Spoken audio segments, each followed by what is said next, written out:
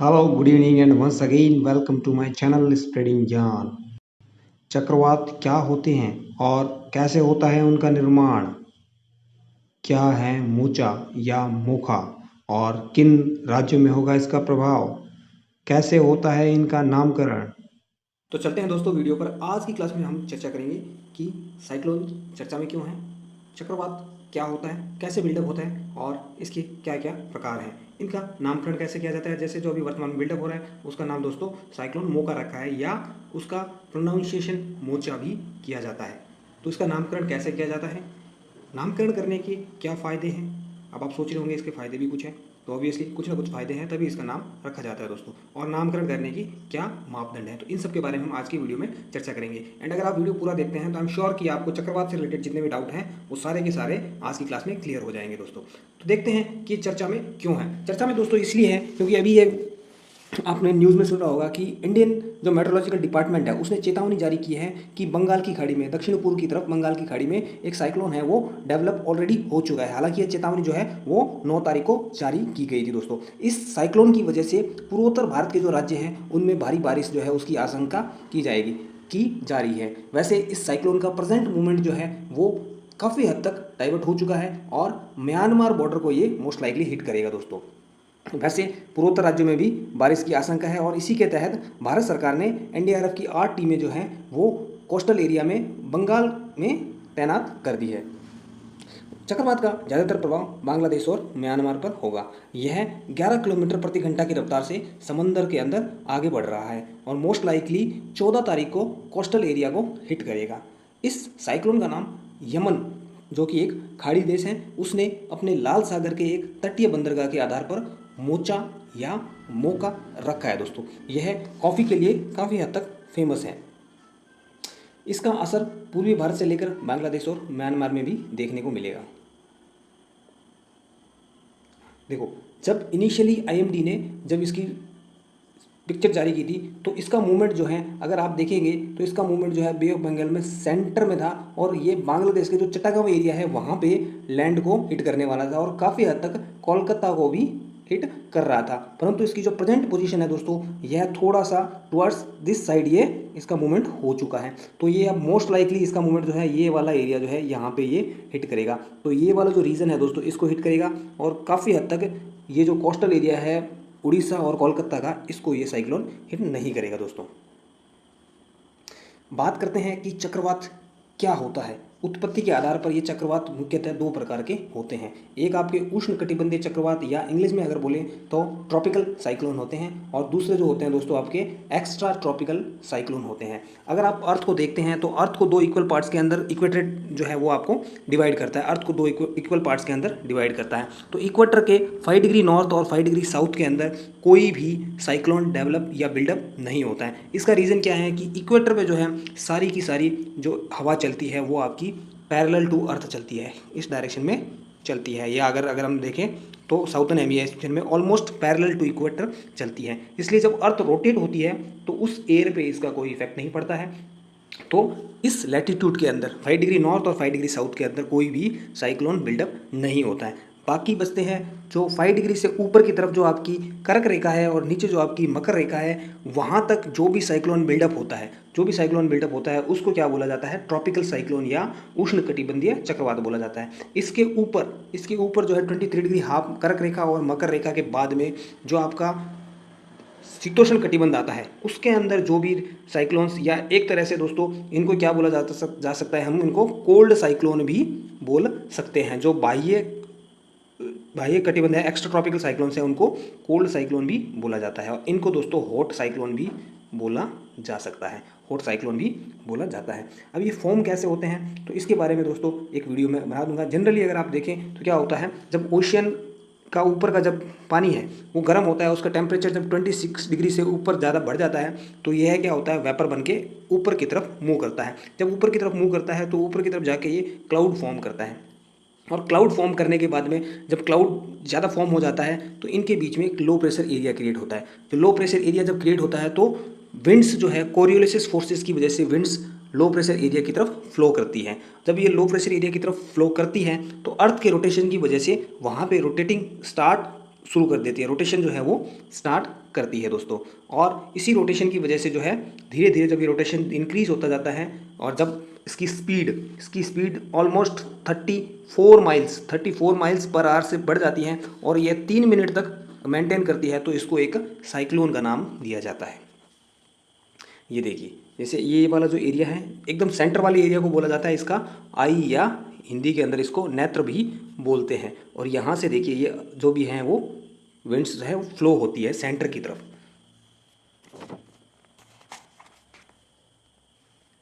ये पूरा डायग्राम किसी में बता चुका हूँ मैं। देखिए, जब वाटर इवेपोरेटर होता है ओशन सरफेस से, then it is comes into contact of the mass of the cold air, there after it will form the cloud का निर्माण करता है। क्लाउड की उस वजह से लो प्रेशर एरिया क्रिएट होता है और विंड्स जो है लो प्रेशर एरिया की तरफ फ्लो करती है और धीरे धीरे ये जो है स्पीड इसकी बढ़ती जाती है। अगर बात करें हम इसके सेंटर के अंदर, जो सेंटर होता है जिससे अभी बताया आई के अंदर जनरली जो मौसम है वो फिनोमिना शांत रहता है, बाहर जो है वो इंक्रीज होता है। इसको ऑलरेडी मैं बता चुका हूँ, कम वायु जो लो प्रेशर एरिया होते हैं उसके चारों ओर जो है हॉट एयर है वो जो है फॉर्म होती हैं, इसी को कहा जाता है। और जो नॉर्दर्न हेमीस्फीयर हैं इसमें ये काउंटर क्लॉकवाइज होते हैं, जबकि साउदर्न हेमीस्फीयर में दोस्तों क्लॉकवाइज होते हैं। इनके नाम क्या क्या हैं? जो ट्रॉपिकल साइक्लोन्स हैं उनको कैरिबियन सी में हैरिकेन भी बोलते हैं, पूर्वी चीन सागर में टाइफून बोलते हैं, फिलीपींस में बेगयू, जापान में टायूस, ऑस्ट्रेलिया में बिलीबिली और हिंद महासागर में चक्रवात या साइक्लोन के नाम से जाना जाता है।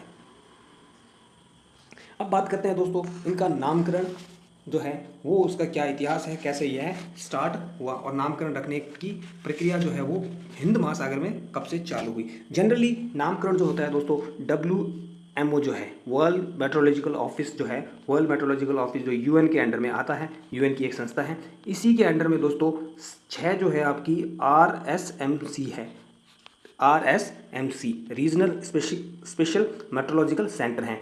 IMD उसी के अंडर आता है, IMD जो है उसी के अंडर में आता है और यही दोस्तों इनका नामकरण करते हैं। अंटार्कटिक ओशन जो है, अंटार्कटिक क्षेत्र जो है, इसके अंदर नामकरण की शुरुआत कब हुई थी? 1953 के अंदर इसकी नामकरण की शुरुआत हो चुकी थी। जनरली जब इनिशियली ये नामकरण शुरू हुआ था तो जो अमेरिकन नामकरण होता था वो बेसिकली फीमेल्स के नाम पे होता था, फीमेल्स के नाम पर इसका नामकरण किया जाता था। और ऑस्ट्रेलिया वाले क्या करते थे, जो उनके करप्ट नेता होते थे उनके नाम पर इसका नामकरण करते थे। परंतु 1978 के बाद से महिलाओं का एक संगठन ने इसको अपोज किया और इसके बाद से यह तय हुआ कि जो ऑड ईयर होंगे, एक मेल के नाम पे होगा और एक फीमेल के नाम पे होगा दोस्तों। ऑड जो होता है वो फीमेल होता है, ऑड फीमेल, और इवन जो होता है वो मेल के नाम पे होता है। परंतु अपने हिंद महासागर के अंदर दोस्तों यह व्यवस्था कब शुरू हुई? 2004 में शुरू हुई। 2004 में जब ये स्टार्ट हुई थी तो इंडियन ओशन के अंदर कितने 8 देशों ने इसमें अपना पार्टिसिपेशन किया था। और 8 देश जो थे, 8 देश कौन कौन से थे?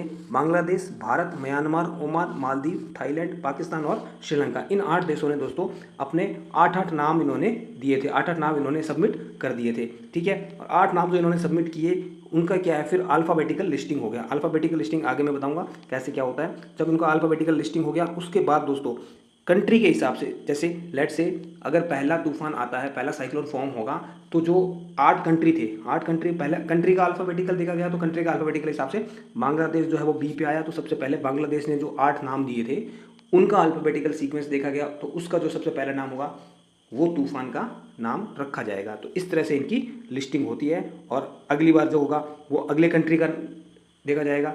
बांग्लादेश के बाद में जो अगला कंट्री रहेगा अल्फ़ाबेटिकली उसके नाम पे इसका नाम रखा जाएगा दोस्तों। जैसे देखिए उसके बाद में ये नाम जब हो गए, और ऐसा जनरली क्या होता है कि एक्सपेक्ट किया जाता है कि एक साल में 5 तूफान जो हैं वो फॉर्म होंगे, 5 तूफान फॉर्म होते हैं। बट हम न्यूज़ में नहीं सुनते क्योंकि अच्छा, जैसा कि मैं पहले बता चुका हूँ कि अगर कोई भी तूफान 3 मिनट 34 माइल्स से ज़्यादा की विंड स्पीड 3 मिनट के लिए फॉर्म होती है तो उसको तूफान का नाम दे दिया जाता है। परंतु हर बार न्यूज़ में नहीं आता क्योंकि वो इतना डेडलियस या डेंजर नहीं होता है, ठीक है। तो जो नाम है वो पास होते जाते हैं। तो अभी जो है, जैसे अभी यमन का फॉर्म था, यमन का सीक्वेंस था ठीक है। तो यमन ने इसका नाम मोचा दिया है। जब अगला तूफान कुछ भी फॉर्म होगा तो सीक्वेंस में क्या है, यहाँ से फिर स्टार्ट होगा बांग्लादेश का नाम क्या होगा, बिप्रजॉय। बांग्लादेश ने जो नाम सजेस्ट कर रखा है, तो नेक्स्ट टाइम जो फॉर्म होगा वो बिप्रजॉय रहेगा। उसके बाद में अगर कोई आता है तो इंडिया का नाम सीक्वेंस में आएगा, तो इंडिया का जो नाम सजेस्ट कर रखा है वो तेज सजेस्ट कर रखा है। तो इस तरह से ये सीक्वेंस जो है वो फिर बढ़ता रहेगा। जब वापस यहाँ पहुँच जाएंगे फिर यहाँ से शुरू हो जाएगा, इस तरह से कंटिन्यूसली। देखिए 13 नाम जो है इस बार सुझा रखे हैं, प्रत्येक घंटे ने 13 नाम की एक लिस्ट दे रखी है।